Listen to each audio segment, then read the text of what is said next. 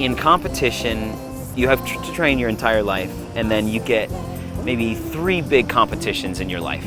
In the circus, I get a gold medal every night because there's a standing ovation and there's a whole bunch of inspired young people.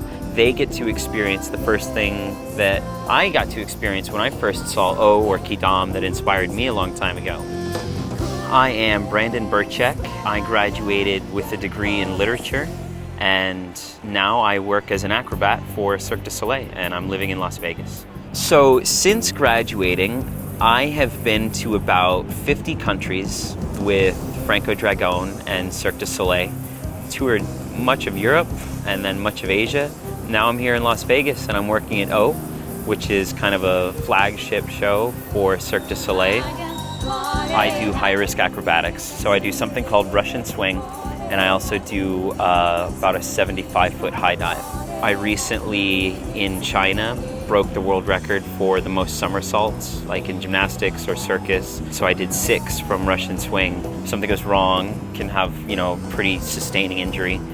I had an accident in China a few years back where I landed flat from about 90 feet. I collapsed my lungs.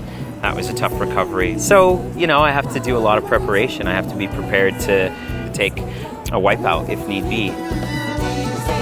I wake up, I go to the gym, I do my cardio, and then I do some breath hold training. And then after that, I get to the theater where I train specifically on an apparatus. And I do 2 shows a night with a little small meal in between. And then I go home and I sleep good. I grew up sort of in the crucible of St. Rose much of my life. My father was a professor there. My mother and my brother and myself, we all have degrees from there, and it's been a really big part of my life for as long as I can remember.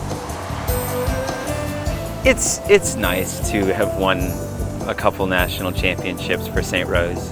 It's certainly paved the way for some different successes that I've had, and I wouldn't have been able to do it without St. Rose.